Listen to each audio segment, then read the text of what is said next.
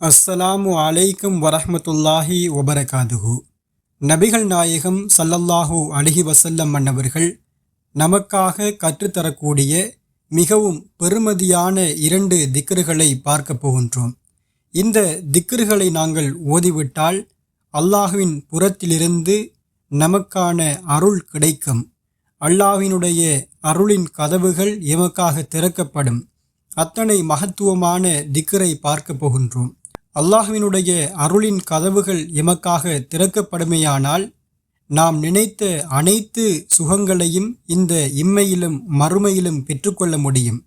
அது செல்வமாக இருந்தாலும் சரி, அது நமக்கு கிடைக்கக்கூடிய உடல் ஆரோக்கியமாக இருந்தாலும் சரி, எதுவெல்லாம் அல்லாஹ்வினுடைய அருள் மூலமாக நமக்கு கிடைக்கின்றதோ அவைகள் அத்தனையையும் இந்த 2 திக்ருகள் மூலமாக பெற்றுக்கொள்ள முடியும்.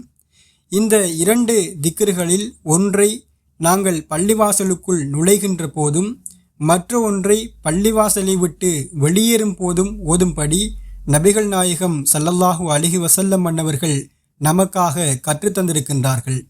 முதலாவதாக பள்ளிவாசலுக்குள் நுழைகின்ற போது அல்லாஹும்ம ஃப்தஹ் லீ அபுவாப ரஹ்மதிக, யா அல்லாஹ், உன்னுடைய அருளின் வாசல்களை எனக்காக திறந்து வைப்பாயாக. இரண்டாவதாக பள்ளிவாசலை விட்டு வெளியேறுகின்ற போது இந்த திக்ரை ஓதிக்கொள்ளுங்கள். அல்லாஹும்ம இன்னி அஸ் அலுக்க மின் ஃபல்லிக்க, யா அல்லாஹ், உன்னுடைய அருளை வேண்டுகின்றேன். இந்த 2 திக்ருகளும் அல்லாஹ்வினுடைய அருளை கேட்பதாக அமைகின்றது.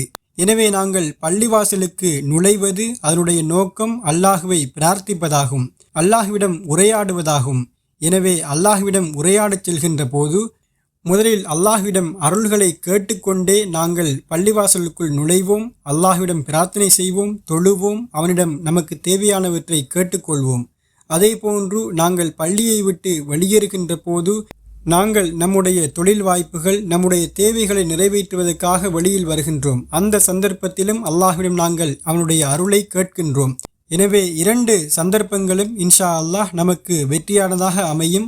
எனவே அல்லாஹ்வினுடைய அருளை இந்த 2 நேரங்களிலும் கேட்டுக்கொள்ளுங்கள்.